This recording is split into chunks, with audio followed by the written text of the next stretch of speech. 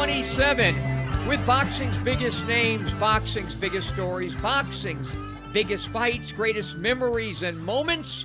We do it all, and we do it with a boxing author, writer, CompuBox counter, and a historian. He is Lee Groves. How you doing, Lee? Doing well, Smitty, and yourself? Pretty good. We have a special guest that we're both looking forward to bringing on in just a few minutes after we get through some reviews and previews, and he is the former WBC, WBO, Ring Magazine, and Lineal middleweight champion. The Ghost, Kelly Pavlik, will join us. But before we get to that, what did we take off? A week? Did we take off a week or two? I'm confused here. I think One it was week. Yeah, a couple of weeks ago, we had our pal Thomas Triber on. So let's get caught up with what we missed and what lie ahead. Well, let's begin with the card that aired on ESPN Plus July 12th. And there, 37-year-old future Hall of Famer Roman Chocolatito Gonzalez returned to the ring for the first time since losing a majority decision to Juan Francisco Estrada in December 22. And standing across the ring from him was Colombian Wayback Barrera. And here's an interesting twist concerning Barrera. 11 years earlier, Chocolatito scored a fifth-round TKO over his older brother Ronald in his first fight after vacating the WBA's 108-pound title. And Robert said before the fight that he was out to avenge that loss. Well, he did okay in the early rounds, but once Chocolatito found his rhythm, there really wasn't anything he could do. Gonzalez scored knockdowns in rounds 8 and 9 before scoring the TKO stoppage early in round 10. Statistically speaking, Chocolatito was sharp. He outlanded his opponent 258 to 105 overall and 229 to 89 in power shots. He landed 37% of his power shots while taking 20% in return. However, the fight took place at bantamweight, and should he continue to fight, he'll probably campaign at 115, and the champions there are Kosei Tanaka, Fernando Martinez, who became a unified champion recently by beating Kazuto Ioka earlier this month, and Jesse Bam Rodriguez. What are your thoughts on Chocolatito, his performance in this fight, and his prospects going forward? You know, I pretty much stay consistent to what I believe at this point with all the knowledge that, I've been able to obtain. And by the way, I typically say that the fighters of today aren't as good as those from yesteryear. One thing I will say about strength and conditioning, it has allowed guys like Chocolatito, a real tiny little dude, to be able to perform at this level this late in his life. It used to be the little guys were done by the time they were 30, and I think strength and conditioning, that has been a positive. There aren't many, but that's been one of them, in my opinion. Honestly, he has accomplished everything that you can imagine. He will be right here in the Hall of Fame, first ballot.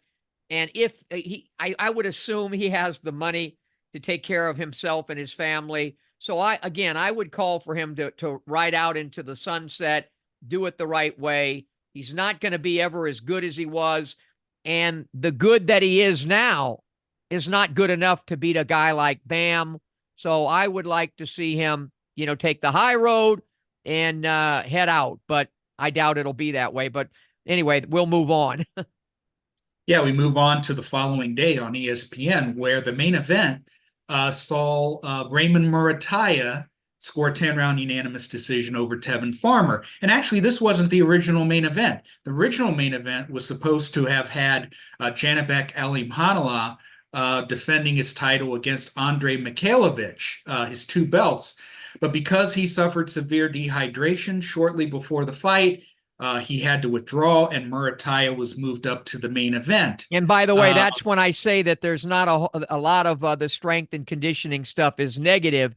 That's a byproduct of it, probably, with a guy trying, that tried to lose too much and rehydrate, and the whole way that these fighters do things today, not healthy, not safe. And but anyway, yeah. The last time we saw Tevin Farmer, at least most of us, was when he lost the 130-pound belt to Jojo Diaz more than 4 years ago.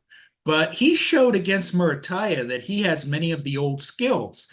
He acquitted himself quite well, and he ended up losing a narrow unanimous decision that would have been a majority decision had Farmer not been penalized for excessively holding in round 8. But Muratalla remains undefeated. He still moves on. And then but as far as fighters who may not move on, at least as smoothly as we thought that they would, the telecast co-feature saw a major upset as 33-year-old Ugandan southpaw Suleiman Segawa scored a 10-round unanimous decision against fellow lefty Ruben Villa. Villa entered this fight as the WBC's #1 contender.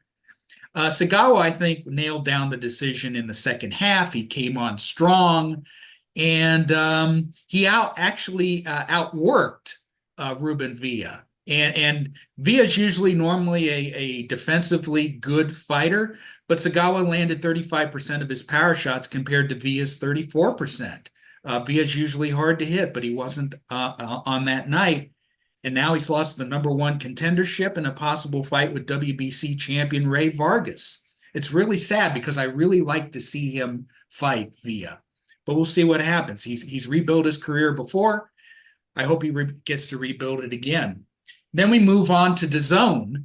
While all this was going on, the main event with DAZN saw Jaron Ennis retain his IBF welterweight title for the first time against David Avanesyan, who was a substitute for mandatory challenger Cody Crowley after Crowley experienced issues with his right eye following surgery on both eyes. The fight was staged in Ennis's hometown of Philadelphia, and this time there was no hometown jinx. He dominated every round. He scored a 5th-round knockdown and forced the challenger to retire on his stool between rounds 5 and 6. Ennis showed no signs of having been out of the ring for a year. He landed 47% of his total punches, which is terrific, 53% of his power shots, and he only took 24% in return in both categories. Many, including me, saw a lot to like about Jaron's performance, but at least in our initial phone conversations, you weren't quite as impressed by the performance. Why is that? Well, was that Avanesyan he was fighting or Chocolatito? I mean, there was such a disparity in size. It just looked like it really looked. I would imagine Boots came in there. I would imagine at $160. Looked too big, too strong. Looked good. Got hit way too much. I saw a lot of great stuff offensively. Didn't see a lot of great stuff defensively, but he didn't have to against an opponent like that. It really couldn't hurt him. So, I mean, it was what it was. He looked good. He did what he needed to do. There's so much talk about Eddie Hearn wants him to fight Bud, and we'll talk about that kind of stuff later on. But, he's not ready for any kind of a prime Crawford, in my opinion. But he looks good, and I think they should take their time with him and keep letting him progress as a fighter. Boy, there's a lot to like about Boots. There is a lot to like, and the thing about it is, now that he's with DAZN and with Eddie Hearn, he's going to fight more regularly, and he needs reps. He has had several stretches of long stretches of inactivity. He's got to remain sharp, and if he continues to fight maybe 3 times a year, maybe 4 times a year, hopefully, he will reach his ultimate potential. And on the undercard, there was a women's title fight with WBC champion Sky Nicholson retaining her title against Diana Vargas. And Nicholson won 100-90 on all 3 scorecards, and that was because she is as pure a long-range fighter as there is in the women's game. And here's an amazing stat. In her last 2 fights, which went the maximum 20 rounds, she's been hit only 65 times. 36 by former world champion Sarah Mahfoud and 29 times against Vargas. And here's another stat. Nicholson landed 48% of her jabs. That's anything above 30 is outstanding, but this is 48%. And here's the last one. Her last 2 opponents landed a combined 13% of their power shots. Now, while it's true every round that she fights looks the same, and for many it's not compelling, but you can't argue how successful that she has been, right? She's maybe she's easier on the eyes than Shakur for obvious reasons, but doesn't feather fisted. But she's really, I mean, she's good. You said it all. She's really good. I would like to see more prowess, but that's not her game. That's not her game. And I would say to her, if she doesn't have that ability to just keep winning, play it safe and get the victories. And the stats that you just brought out speak for themselves as to what she does well. Yeah, very much so. Now we move on to the previews. On Saturday, ESPN Plus will televise a championship triple header emanating from Japan, with the main event being Junto Nakatani defending his WBC bantamweight title for the first time against Vincent Astrolabio, who is best known for beating Guillermo Rigondeaux and losing an action-packed majority decision to Jason Maloney last year. Nakatani was one of my special fighters. We talked about our list of special fighters last week, and I think he'll show why on Saturday. He's a terrific long-range boxer with two-fisted power, unlike Ms. Nicholson. And at 26, he's already won titles in 3 weight classes and is just entering his prime. I see a stoppage win in his near future. And then the other 2 title fights will see Kosei Tanaka, who has won world titles in 4 weight classes, defend his WBO super flyweight title for the first time against Mexico's Jonathan Rodriguez, while Rico Cano will fight Californians Anthony Olaswaga.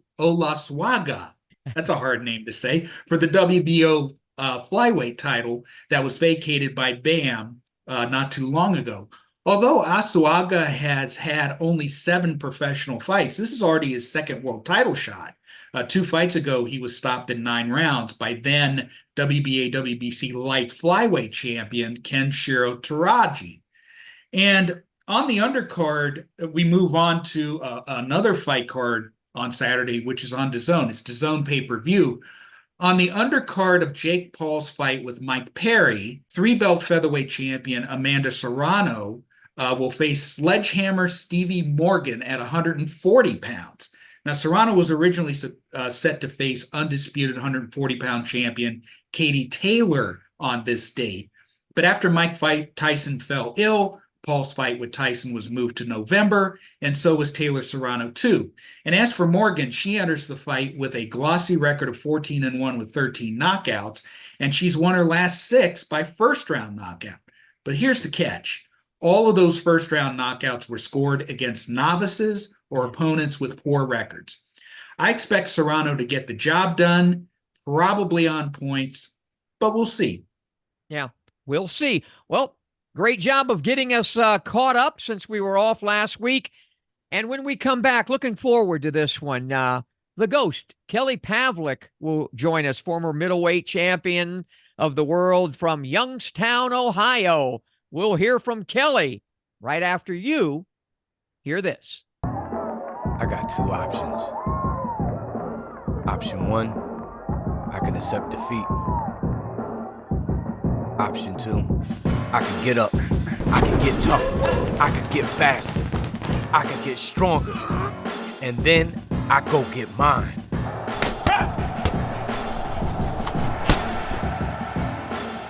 I made my choice. Have you made yours? Back in this corner, the podcast, and joined by guy I really enjoyed watching the 12 years that he fought professional. And along the way, he captured some pretty nice stuff. The WBC, WBO, Ring Magazine, and Lineal middleweight championships of the world. He is from Youngstown, and he is Kelly Pavlik. How you doing, Kelly? Doing good. Doing real good. And staying busy. Yeah, and well, sometimes I end with that, but let's start with that. What are you up to these days? I got a chance to see you a little bit at the International Boxing Hall of Fame a month or so ago in Canastota, but tell the folks what you're doing these days. Yeah, so I got a charitable organization, which is the biggest thing right now. It's a project I've taken on for the last 4 years, and it's just really got me spread thin, but at the same time, I'm where I want to be. So I have a boxing gym right now. This is it. I even got my little ghost emblem up there. Um, so I'll give you guys a quick little tour. Yeah, but I got all the bags and the ring, all that. So um, I have this here. It's open from kids 10 to 18, 4th through 12th grade. I also do strength conditioning. I have another gym that I own in a county over, and it's a fitness gym, but I train kids. They're more of a strength conditioning. Um, I got probably about 115 kids total in the program. Wow.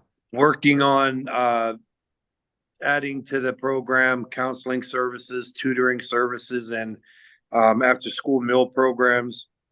I've been big in nutrition, obviously, my entire life, and really with sports and athletes. So now I'm planning on here pretty soon too, getting my certification in functional nutrition, but one step at a time. If I got to hire people that are in that field, I'll do that. But yeah, so real busy with that, and a couple other things on the horizon that I'm working on.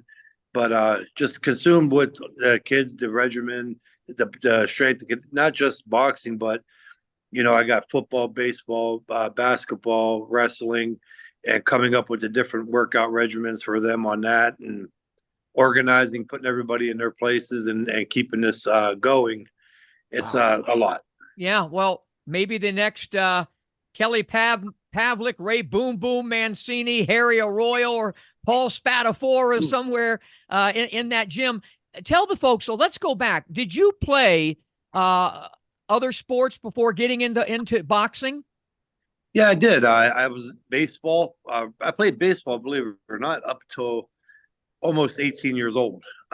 Pretty good baseball player too. I don't think I would have went quite as far as I did in boxing, but I liked it. I played football up to junior high, but I liked football. I was an aggressive player, pretty good, but I think boxing, I knew that I had a little bit of a better chance, which I didn't really find out boxing until I was about 15, 16. But yeah, so I stayed, basketball, I have played street basketball, pickup games, different things like that. But baseball and football was my big ones for sports.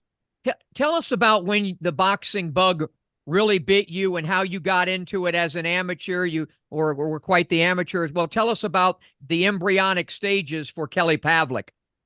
Well, it kind of really, believe it or not. So I'm 42, and I'm not old by no means, but I always say kind of the last of that generation, I believe, my age group of before you really started getting into the technology, and it was kind of the old school feel. So like when I was a kid, there was no games or cell phones or anything to keep me in the house, or keep me being lazy. So, and then also like, when I was a kid, the Karate Kid movies were huge. They came out, and I would run around the house throwing karate kicks and stuff like that all the time. And I was always into like martial arts or some form of fighting, but I was also, I was the youngest of two older brothers, and anything they did, I followed, and my oldest brother and my middle brother, they started picking up boxing too. So of course I was playing football, baseball. I got put into karate, but karate here was just a little too expensive. By the time you pay for the gi, the belt, just the classes, like we didn't want to do that. My parents, I could understand from their point at that time. And so finally, I would say after a year and a half of tugging on my parents and begging them to go to the gym, they did. They let me get into it. And I was 11 and a half, almost 12 years old. And I went to the gym and started boxing, and I loved it. And then I sparred for the first time shortly into it, and I got my butt whipped. And So did I. Yeah, I got my butt. And the next day, my parents, I could tell my parents were happy because they thought that I was done. They didn't think I was going to want to box anymore because they didn't want me boxing at all. And the next day, I come home from school and I go straight to my bedroom, and my dad's sitting on a couch. I come out with my gym bag, He's like, "What are you doing?" I go, "I'm going to the gym to kick that kid's butt today." He was, one of those. So, and that's where I think I actually kind of really enjoyed boxing.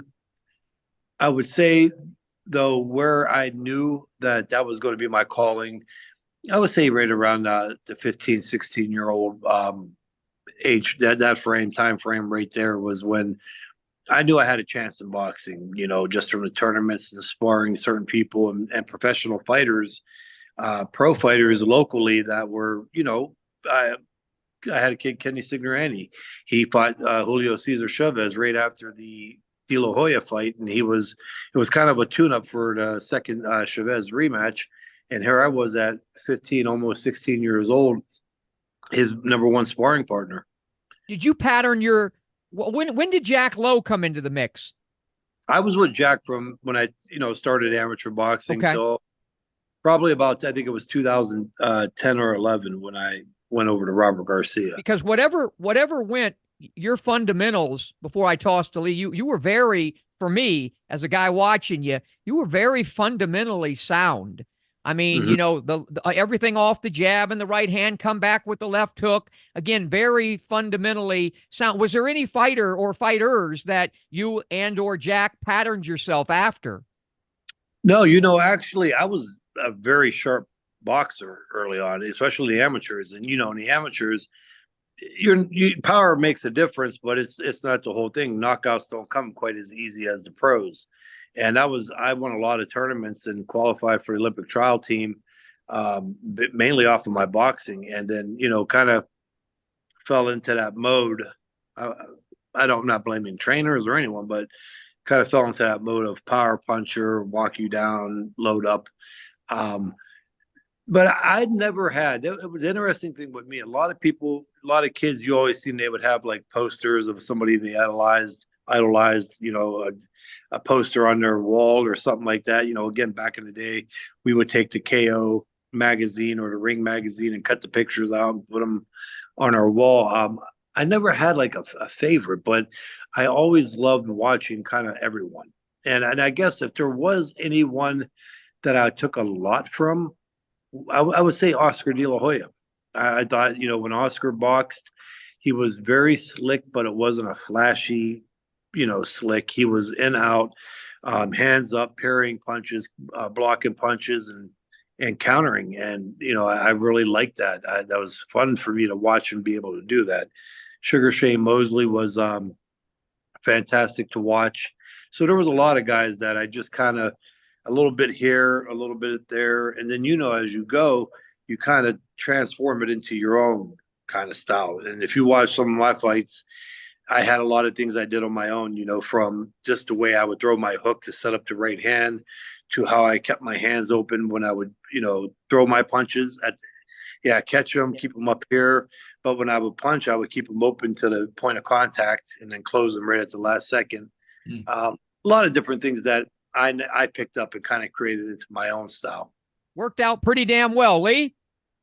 Well, before I go into my questions, I wanted to bring out some punch stats. I actually am the chief researcher at CopyBox, and we compiled stats for 20 of your fights between 2000 and 2012. And in those fights, you averaged 70.4 punches per round, which was well above the middleweight average of 53.6. You also had a very excellent jab. You landed 7 per round. The normal was 4.3. And you landed 40% of your power shots. You were a very effective offensive fighter, and that's why you were so popular, Mm-hmm. But go ahead. No, go ahead. Oh, well, okay. I was going to comment on that. So, when was it? I actually got a shirt made. You're the stat guy, so maybe you could help me out on this one too. Yeah. They put it out there. There's nothing I could do. I don't think I'm not that far off. But before I get into that, I was just talking with somebody, and we were talking about like Lomachenko, Tank Davis, two fighters that can mentally break you down because of two different reasons. Yeah. Tank was more of a power guy that, like, everybody goes into the fight, they are deathly afraid of getting hit, right? So that plays on a fighter when you're fighting a guy like like Tank Davis. You know, you're worried about if he catches you, when is he going to catch you and knock you out. Then you Right. have a guy Lomachenko that wears you down mentally because of his angles, his foot movement, just being all over the place, and hand speed. And then we were kind of like joking, and the one kid goes, "Well, how about you?" And I started thinking about it, and I was like, man, that had to be kind of hard to fight me because I had a very good chin. And usually with a power puncher, you say, well, I'm going to get that power puncher into the middle rounds. And that's when most of power punchers start fading. Mm-hmm. Well, that's part of it. I threw 80 to 90 punches around. So, you know what I mean? And then that had power. So there was no wearing me down. There was no catching me or anything like that. But yeah, they had a stat out. I think they said something that I was in middleweight championship history. I had the third all-time highest knockout percentage. I forget where I ranked. I think it was top 3 for punches thrown per round. And I forget, I think there was another stat too, but I mean, so it was something that I kind of want to look into. Yeah. Well, you're speaking to the right guy to look into it, and in Mr. Groves there. So Lee did some research for Wayne McCulloch, and uncovered some stuff that made Wayne pretty damn happy. But go ahead, Lee. Yeah, that stat was Wayne McCulloch now has the CompuBox record for most total punches thrown in a single round, tracked by CompuBox in history. He threw 245 punches in a round against one of his early pro opponents. But going forward, I don't know, well, you probably don't remember this, but we've actually met once before. It was on May 15th, 2004. It was the same night that Roy Jones got knocked out by Antonio Tarver. We were in Youngstown. There was a charity called Boxing Ministries. All the other Youngstown champions were there. They raised some money. Boom Boom Mancini's sister was there. And I had you sign my big book. You know, I have a book that has over 300, 400 signatures. At the time, your record was 20-0 with 18 knockouts, and you were certainly a fighter on the rise. If you had been able to travel back to that time and talk to that young fighter about life, about the boxing game, what advice would you give that 2004 version of Kelly Pavlik? That's a good question. I would have probably said stick with your heart, stick with what you feel. There was a lot of things through my career, and I've always promised I won't get into them. You know, like everybody has their assumptions and opinions and everything else, but there were some, things like I can even go back as far as the Hopkins and Martinez fight, like things that I probably would change now after seeing many other fighters do kind of the same thing. But yeah, there's a lot of stuff, obviously I would have listened to your father more. My dad kept me, if it wasn't for him, I'd probably still be fighting. And because of my dad, I was able to retire when I did and never have to pick up a glove or work again, and open businesses. But I still would have listened to him a little more thoroughly. I would have and stuck to that. There's a lot of things, but unfortunately, there's so many. Would everything have turned out the way it did? Also, right? You got to think about it. I believe sometimes things happen for a reason, and you get to a certain place. But I think towards the end of the career, I would say from like 2009 on, there would have been some things that I definitely would have changed and made some different decisions and quit worrying about what the public or, what the fans think. Sometimes when it's you out there and you're the one sacrificing your health or all the years of what you worked on, I'm not being in a mean way. I'm not saying the fans don't matter, but you also got to take care of yourself and do what's right at the same time. So you live and you learn, though. And, the big thing about it now is I'm in a situation where I'm training young fighters and athletes, and the wisdom and knowledge I have now, you could, pass down to them. Right. And I think that's the biggest thing. Yeah. After that event in 2004, you added 11 more wins and 10 more knockouts to earn a title shot against Jermaine Taylor Many people expected it to be a barn burner, and a barn burner it was. In round 2, you dropped your hands, and Taylor ended up dropping you. What do you remember? Do you remember what you were thinking when you suffered that knockdown? Oh yeah, and for many years I didn't want to talk about that. I was like, Okay. that second. But now again, as you get older, you realize like if that second round didn't happen and I didn't get dropped, that fight's not. It's not the fight that it is today. You know what I mean? And yeah, that second round, I got hurt before that. I did Did you get hit in the neck? Did you get hit in the neck, the side of the neck in that? No, I did it times, but what originally hurt me was right above the ear, the equilibrium, on the kind of borderline back of the head. Yeah, I got a lot of shots in the back of the head on that. Pretty brutal. But no, he caught me, and I was hurt.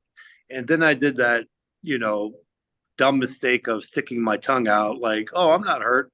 Yeah. And I was. And he hit me with a couple more punches, and I went down. But it was one of those knockdowns. Sometimes people get rocked and they don't know where they're at. They don't remember anything. Sometimes you can get rocked where, like I did, where my legs went. But mentally, I was there. I could actually pinpoint like who was screaming what and what row. Wow. And I remember just telling myself, like, if I could get through this round, if I can get up and get through this round, I'm going to win the fight. The first round, the reason I got caught, the first round I came out, it was pretty easy. It felt like I won that round. Everything I threw, I hit him with. The beginning of the second round was kind of the same. I mean, I was hitting them, beating them up, and then just got lax, got cocky, a little lazy, and he caught me. And then, that second round, just everything was hold on. I remember Steve Smoger saying, as long as you can show me that you're able to tie up, that's showing me that you're aware of what's going on. So when I would tie up, if you go back and watch, I hit him with, like, we were locked up, and I would throw one punch and hit him real hard. I was hitting him hard in the side, and I just kept saying, come on, Round, get over, get over, get over, get over. And that was it. And I was right, though. I said I came out that third round, I threw 99 punches. And I knew right there after that round that I just took the soul from Jermaine Taylor. That took everything out of him. By the way, I don't think he was ever the same. Just my opinion. I don't think he was ever the same after that fight, but that's my opinion. Yeah. Go ahead. Yeah, but a big part on that is Carl Froch, which a lot of people have Carl Froch real high up on a list of all-time greats. And Jermaine went on to win a world title. I think he beat Sam Sullivan at super middleweight. Right. He fought Carl Froch, and he was so far ahead in that fight that in that last round, when he got hurt, he got dropped like once or twice. If he would have just took a knee, I think he was so far ahead in that fight that he still could have won by decision.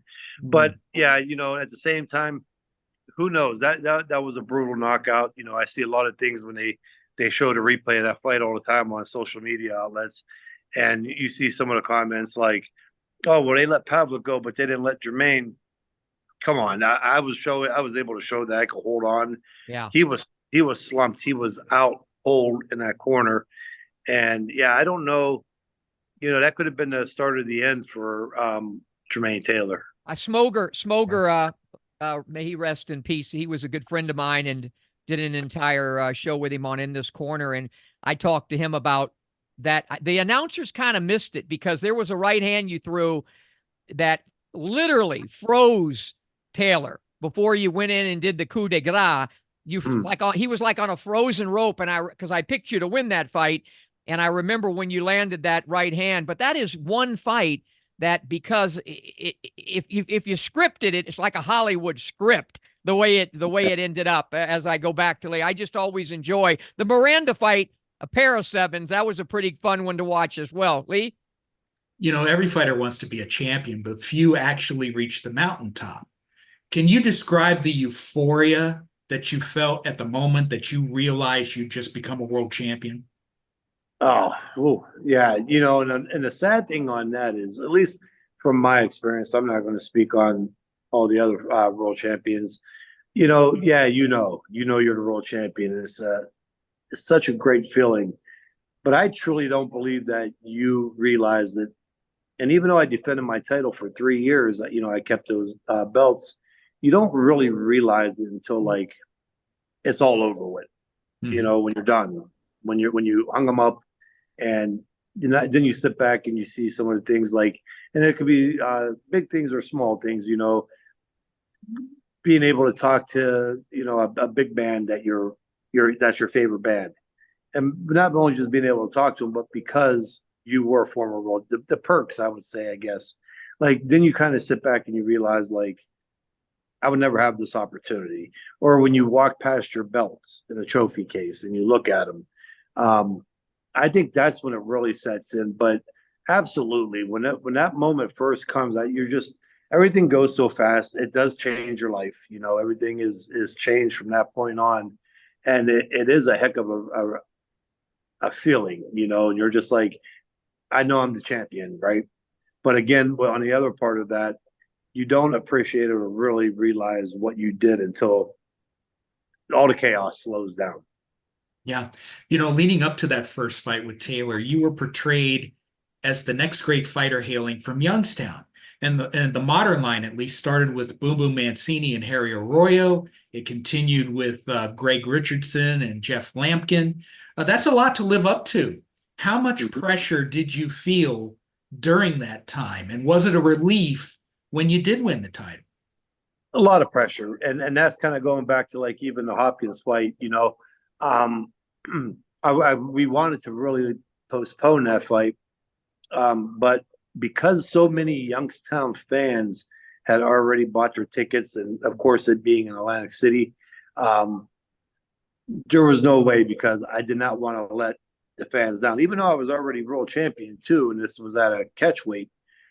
It's such a small town, and coming up the ranks, and even just not only coming up the ranks, but even winning the title and holding it is such a big thing because of such a small community that you're in, and there's such big boxing and sports fans in general.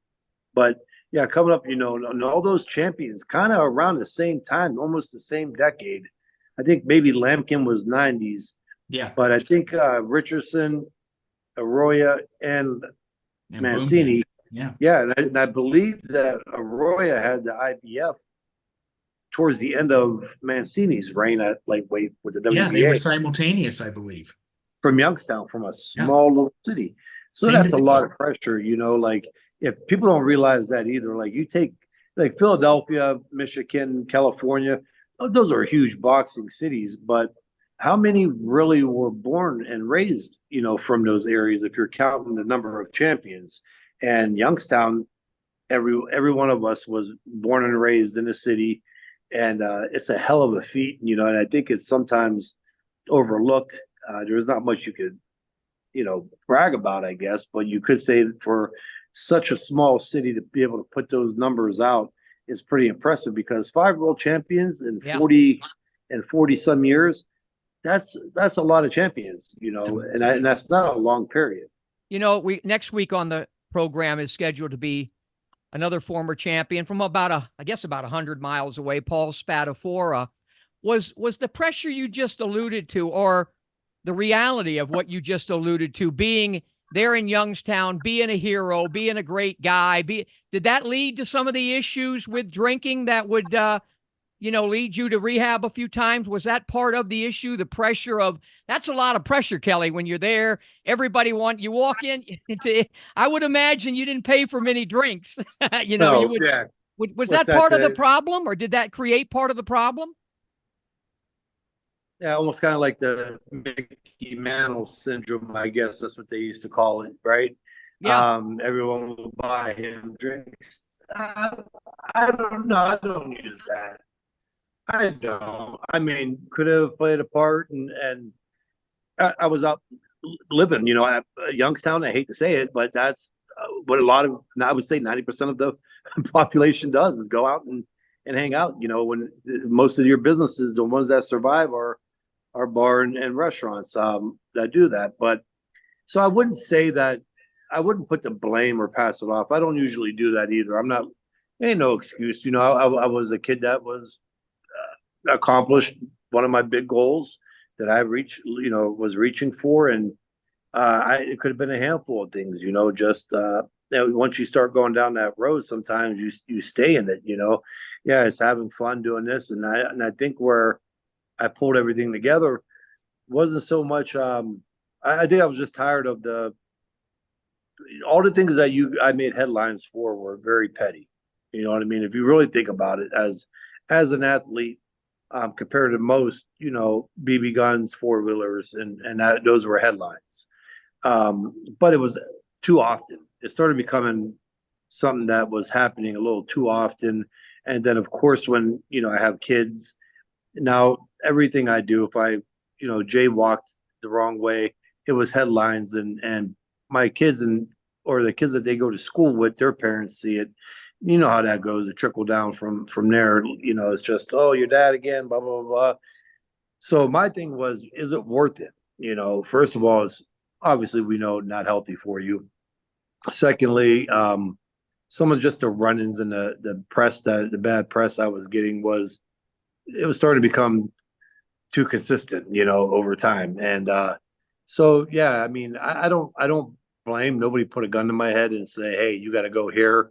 It was kind of something of my own doing, but pressure, yeah, there is a lot of pressure, and a lot of people will say, well, you're making good money, you accomplished what you wanted, blah blah blah. Yeah, but when your whole life changes and you didn't ask for it to change, that's the big thing with a lot of athletes. No athlete goes in like, oh yeah, I'm going to be in the spotlight.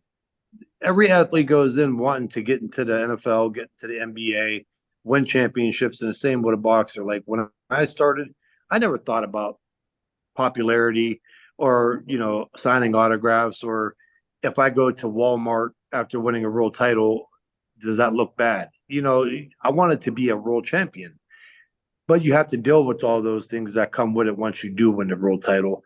And I wasn't ready to do that. I wanted to be me, be who I was, and it did put pressure, and but I wouldn't pass the blame off on anyone else or any other reason. How much of a message now is, it seems like to me, as much as you teach kids how to train, how to work out, how to take care of their body, is part of the Kelly Pavlik message, just some of what you just said to us about how to deal with the mental side of all of this? Well, that's a big part. That's why I'm really wanting to get this. I teamed up with PsyCare, it's a counseling service, but we can't use the services until the funding and everything gets set in place. But that's a big part, as a consultant almost. If it's a big time athlete, right? I got kids that may end up eventually going to D1. That's what we're hoping. How to deal with that when things start happening, or if there's a boxer in here that's lights out, as he starts climbing, he'll start slowly noticing, and that's where, hopefully being able to be another mouth in his ear, explaining to him what could happen, the consequences of certain actions and things, and the type people that'll start coming after him and looking to get involved with them. That's a big part of it. It really is. So trying to keep structure in their life, keep them out of trouble in the first place, but also if they do make it to that next level, all the things that come along with it, what to look out for and what to pay attention to. I think just as much of an issue today with the fighters, and I lecture a lot of them that'll listen to me, as much as anything with drugs or alcohol, is this thing right here, cell phones and social media. I mean, what an issue these kids go through with social media. And if they would just put their damn phones away, that's probably even more difficult than putting a drink away. But do you see social media as being a very difficult thing for these young athletes today? Absolutely. One of the programs that I'm trying to get past, it's not out yet, at least in Ohio, is social media addiction with the counseling services. I think, since quarantine in 2020, we've seen a big uprise in that as well. But that's one thing, social media in general, and I'm going to be a hypocrite or I'm going to be a hypocrite. I use social media, but I kind of have to for everything that I'm doing, right? But right. I think social media, almost in a lot of aspects, a lot of people think it's great. I think it's just ruined a lot of things. I think that childhood experiences, it's kind of ruined. It's made it hard for coaching boxing, because in boxing, when they spar or fight, you know, at least for a couple of days, I like for them to replay what happened live. But as soon as you watch it on video, you kind of just remember the video. I think it's totally ruined sports. Now, do I think that it's going to hurt sports overall? No, because people still love going to live events and watching. But I said this in an interview. There will never be another great fight. There'll never be another mega fight. There'll never be another great champion. There'll never be another great athlete because of social media. LeBron James, when he was getting ready to pass Michael Jordan, that's when everybody started coming out saying that he's not as good as Michael Jordan. Let's just use the Terrence Crawford fight with Earl Spence. It was never a mega fight. Was a mega fight, but never had the chance because everybody got on and ran it down or put down the performance. And as long as there's somewhere for people to voice their opinions, there'll never be another huge event or mega fight. And we haven't had one. You know, the Fury Usyk fight, it wasn't a mega heavyweight fight championship. To us, the boxing people, it was, but to a lot of people, it wasn't. And if you think about it, it really has. I mean, it's affected sports. It's affected superstars, or who could be your next superstar that people are going to look up to. It's affected boxers, the next great world champion, because they're never going to get that recognition that they should get because of the fact that the people on social media have been able to go and voice their opinion. And by the time the fight was downplayed, you know, or the athlete, you know, again, I'll say LeBron, if their social media wasn't around, LeBron James surpassed Michael Jordan on 1,200 shots to be the all-time point leader. He would be the next Michael Jordan. You know what I mean? Think about it. When Mike Tyson, and I know I might take heat for this, but when Mike Tyson fought Buster Douglas, if Facebook and social media was around when that happened, people would have been like, "Oh, Buster Douglas was a nobody. He was a big, heavy guy out of shape, and he knocked out Mike Tyson." And I just think that Mike Tyson wouldn't be as big as he is today, like to that point, because of social media. So just going back to it, there's just a lot of things that I see that social media kind of hurts. Aside from the obvious stuff, like the addiction to social media, being on it all day, making sure everything you do has to be put out there for other people to see. Cyberbullying, you know, when we were younger, we had to worry about getting picked on by the kid in our grade or maybe a grade below, but he was in our school. Now you got kids from all over the county and all tri-county areas. They all jump in and pick on one kid, and it's horrible. You know, social media gave a platform for a lot of negativity as well. Very much so. Yeah, Lee, consolidate. Just ask one final question, then I got one. We'll let Kelly get out of here. Yeah, we've been talking the last few minutes about addiction. Your issues with alcohol addiction are well chronicled. How would you describe the state of Kelly Pavlik now in terms of the alcohol addiction, and how do you see your life going forward?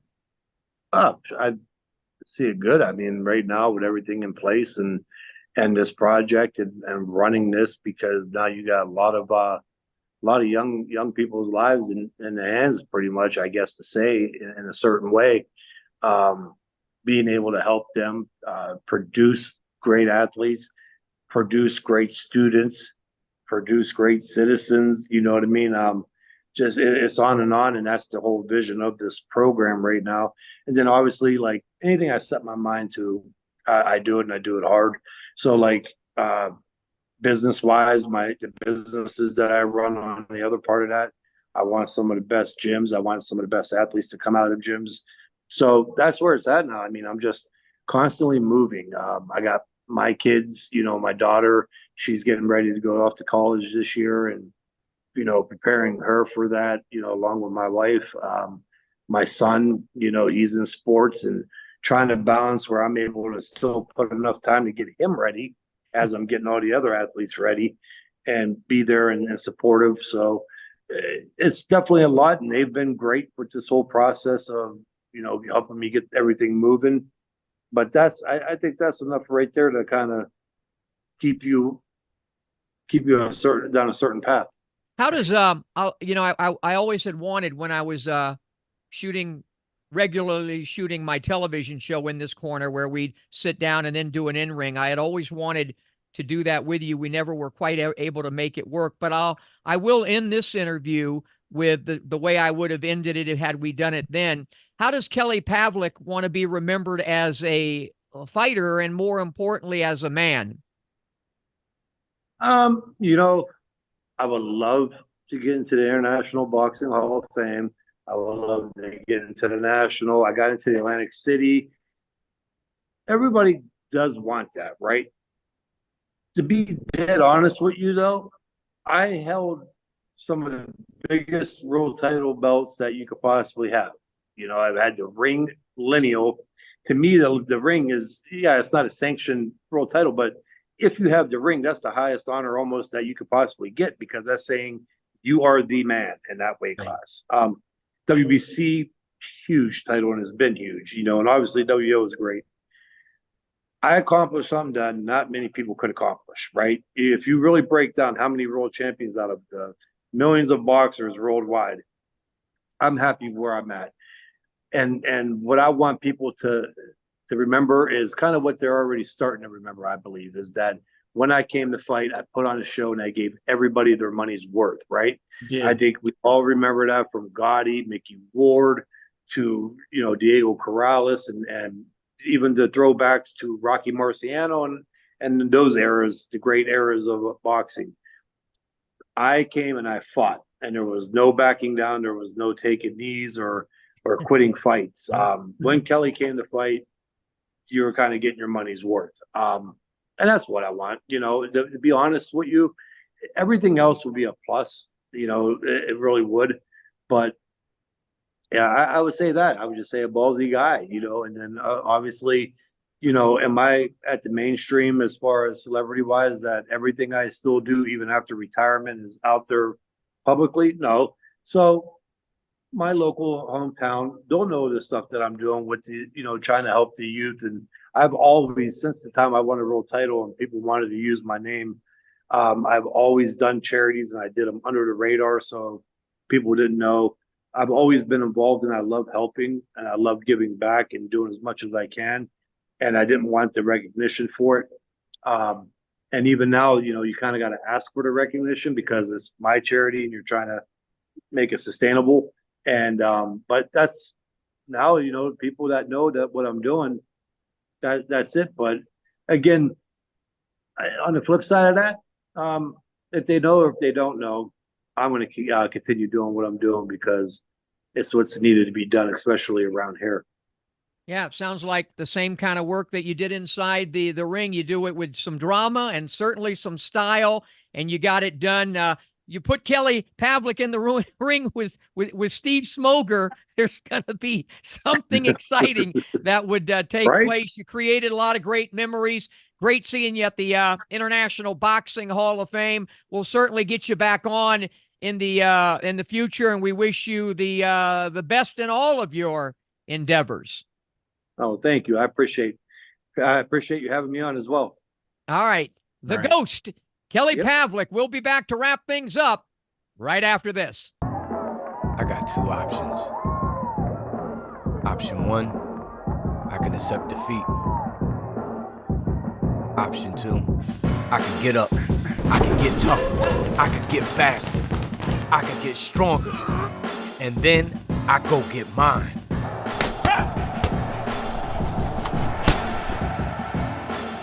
I made my choice. Have you made yours? Back in this corner of the podcast, 127. One final segment here, kind of a memories and moments as we pay tribute to a former heavyweight champion of the world, part of maybe the greatest brother combination to ever do it. Vitali Klitschko has a birthday today, right? He does. He turns 52 today. Vitali's nickname, Dr. Ironfist, was certainly appropriate, as he sported a record of 45 wins, 2 defeats, and 41 knockouts. And he might well have ended his career undefeated had it not been for 2 injury stoppages. He had a torn rotator cuff against Chris Bird in April 2000 and forced him to stay on the stool after 9 rounds. And then he had a ghastly cut over his left eye against Lennox Lewis in June 2003. And by the time both fights were stopped, Vitali was ahead on both scorecards. So had he not been injured, he might have won both of those fights, and we'd be talking about another Rocky Marciano, 49-0 or something like that. He was 6 feet 7 inches tall. He had an 80-inch reach. He was just a brutally effective fighter. He masterfully kept his opponents at arm's length with his busy jab, and that jab set up his sledgehammer right crosses. We at CompuBox counted 19 of his fights, and in those, he averaged 64 punches a round. That's 20 more than the normal heavyweight. He landed nearly 11 jabs per round, which is phenomenal, and he landed 47% of his power shots. And here's another amazing stat. In those 19 fights, he averaged 23.5 total connects per round. His opponents landed just 8.9. If you can land nearly 15 more punches than your opponent in every round over a 13-year period, you're going to have lots and lots and lots of success. A series of injuries forced him to retire from boxing in 2005. But because the WBC named him a champion emeritus, he was able to come right out of retirement in 2008 and immediately challenge then champion Samuel Peter. Incredibly, the 37-year-old Klitschko won every round, and he regained the title by an 8th round TKO. And then he proceeded to make 9 successful defenses over the next 4 years before retiring for good in 2013. He was inducted into the International Boxing Hall of Fame's class of 2018, and his brother Vladimir joined him 3 years later. Now, in recent years, he and Vladimir made news with their efforts connected with Russia's invasion of Ukraine. And while Vitali, who is the mayor of Kiev, was able to accept his Hall of Fame ring in 2018, Vladimir has yet to visit Canastota as a Hall of Famer. Hopefully, the circumstances will allow him to make the trip next year so he can experience the full Hall of Fame weekend treatment. But until then, happy birthday to Vitali, and may you enjoy many more healthy and happy years. Yeah, and I spent some really good time with him in Ukraine. Was able to go into his office, and hopefully, God willing, things will improve over there to the point where I could go back over there and he could come over here. And by the way, before we let you go, they have to be the Klitschkos, not only just the great, one of, if not the greatest brother combination in boxing, but maybe in all of sport. Maybe in all of sports. Look, Vladimir Klitschko held the heavyweight championship for more days than any fighter in history. I think he had 3 separate reigns. He reigned for over 12 years. Yeah. And then you have Vitali, who made perhaps one of the greatest boxing comebacks of all time. Yeah. Nearly 3 years out, he regains the title off the bat, and then he runs off 9 straight title defenses. He was 42 years old when he had his last title fight, and it looked like he was still invincible. Those guys kept themselves in magnificent condition. I think they were PhDs in sports science and nutrition and stuff like that. They really were great ambassadors for the sport of boxing. Yeah. As is Kelly Pavlik, who joined us today, the former middleweight champion of the world. Should be another look back into a sort of a Where Are the Champs Now segment next week when we talk to Paul Spadafora. That should be interesting. It should be. It should All be right. very interesting. And again, we want to thank Kelly Pavlik for joining us. He's Lee Groves. 127 is in the book. So long, everybody.